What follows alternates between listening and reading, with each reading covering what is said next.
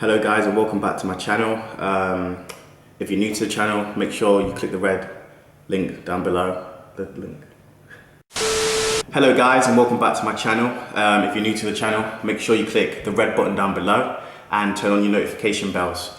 Today I want to address muscle dysmorphia, what it is and how I developed it. So basically I want to kind of tell you about my journey, about like when I was in school. You know, I was one of the smallest kids in school, you know, so I was bullied a lot. And I was very skinny. You know, I was one of them, you know, just one of them kids that was very undeveloped. And I kind of built, you know, a self-image, a body image, a kind of, you know, built body insecurity. I wasn't comfortable in my own skin. I wasn't comfortable with my body. Then I started training in school when I was about 14, 15, you know, that's when we first was allowed in the gym, and I liked it. You know, so whenever the door was open, even if there was no teachers in there, I'd try and go in there and have a workout. I started training properly when I was like 16. No, I started training properly when I was about 15. It's the first time I went into a gym. I can remember the first time I went to the gym, you know, I thought I'd put a stone on in a day. I remember eating like I think I ate 4 sandwiches before the gym. Went gym, I thought by the time I got home, I'd have put on like a stone or 2 stone. Turns out when I stepped on the scales, I actually lost weight. But I kept going, I started putting size on and I started gaining confidence. To the point, you know, that I actually felt comfortable in my own skin. But, you know, at the same time, gym was kind of on and off at the time because I was skateboarding, I was doing, you know, martial arts at the time. So I couldn't just focus on the gym. So then I'd lose weight and, you know, people, you know, where I come from, a rough area, it's like, you know, if people smell blood, if they see you as an easy target, they're always going to approach you, you know, and I feel like when I dropped off the gym, or even before the gym, you know, I was always targeted, I was never taken serious. But then when I went gym and people could see that I've put on, you know, some gains, that people would respect me more and kind of leave me alone. But I suffered a lot with my body, to the fact that, you know, when I used to look in the mirror, I used to hate what I used to see, you know, and at this time I was only like 15, 16, but I wasn't comfortable in my own skin, and I would eat and I would eat and I would eat, but I wouldn't gain any weight, and it would just make me depressed. Obviously at the time I didn't even know what depression was, but I just knew that I felt low at the time. So anyway, I kept training. It was on and off for a few years.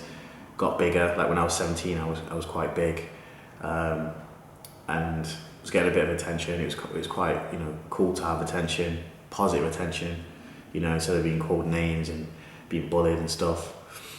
But you know, it was always on and off. So I started training, so football trial, and I lost all my weight, went skinny again, you know, and it's just the same routine.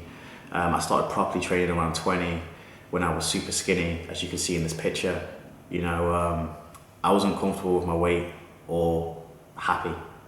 So I started hitting the gym. It was on and off for a few years, but that's the first time where, you know, I stuck to it, even though, you know, I'll take a few weeks off. I would always get back in the gym and just train. And it's where my confidence, you know, came from. You know, I made a lot of friends from the gym. But, you know, again, you know, when I wasn't in the gym, I'd lose weight quickly, because when I stopped training, I would stop eating. I'd lose the weight, you know, and I can remember this one situation. I was at a bus stop, and a car just like slowly drove up near me and stopped, and then, you know, they was all staring at me. And I remember the first thing that came through my head was, if I was still in the gym, they wouldn't have stopped the car. But they just drove off anyway. There was no trouble or problems. But that was the type of attitude I had.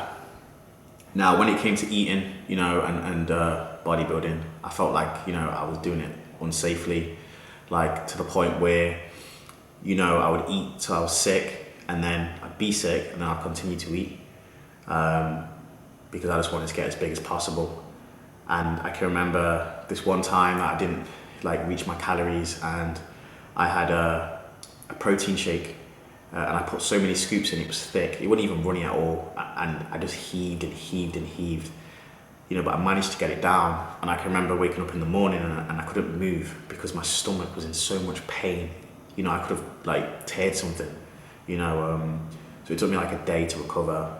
But, you know, I continue to do the same thing. And I think it's because you know, when you go to the gym and you look in the mirror, sometimes you feel okay. Sometimes, you know, you can look in the mirror. This is where the body dysmorphia comes in.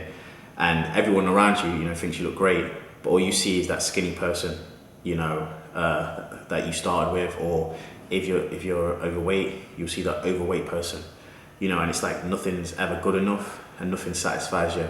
So I could look in the mirror and think, okay, I look all right. Basically, I'll step on the scales and it would say that, you know, I'd basically step on the scales and it would either have not moved or I've lost weight. So it's like back to the drawing board, you know, and it's back to that mindset of when, like, I need to eat more, you know, I need to lift more, I need to take more supplements, you know, and it was just so unhealthy. Like, you know, I'm in my 20s and, you know, I can remember like not being able to walk up the stairs, you know, because I'm out of breath. But in my mind, it's like, oh, it's because I'm putting weight on, you know. As a young man, you shouldn't be running out of breath, like you're like 60 years old or some shit. And I think it just resorts back to that mindset of like, you know, when I felt like shit and, you know, when I said to myself, you know, I'm willing to do whatever the fuck it takes to grow and get big, that, you know, it's just that mindset of like, I didn't give a fuck about if I died. I'm dying. I would have died trying to get big. You know, it meant that much to me. But I think it's the wrong mindset and it's a very unhealthy mindset to have. And as you can see from, you know, this picture that I'm putting up, you know, my transformation, I've put on a lot of muscle, you know, and I've done really well. And it's like, even, you know, now I feel like, you know, I've got a bit of muscle. I still sometimes feel like shit. And it's just never kind of being satisfied with what I look like. You know, also the fact that, you know, I suffer with anxiety and depression, and that can have a massive effect on the body. Like, you know, my weight fluctuates, you know, your weight can fluctuate. There's days where I wake up and my body looks flat, like as you can see in this video, where, you know, my chest, you know, my whole body from the front looks flat, and that's down to, you know, being stressed and depressed. You know, it can actually, you know, affect the muscle.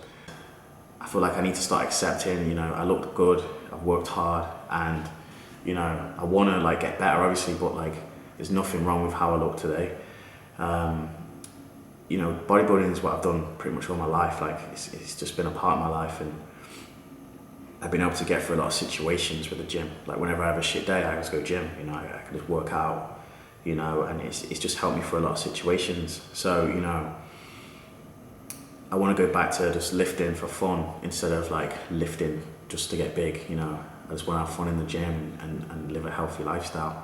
And people that's wondering what is muscle dysmorphia, you know, it says on Google, it says muscle dysmorphia, which is also known as bigorexia, is an anxiety disorder which causes someone to see themselves as small despite being big and muscular.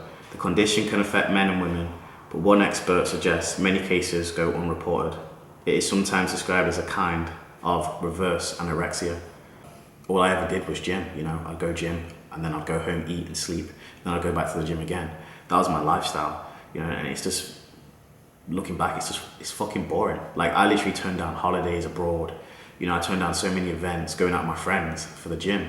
You know, the gym's always going to be there, you can always progress, you know, you can always get better in the gym, but one thing you can never get back is time, you know, and I feel like you should spend your time wisely and have fun in life as well as have fun in the gym.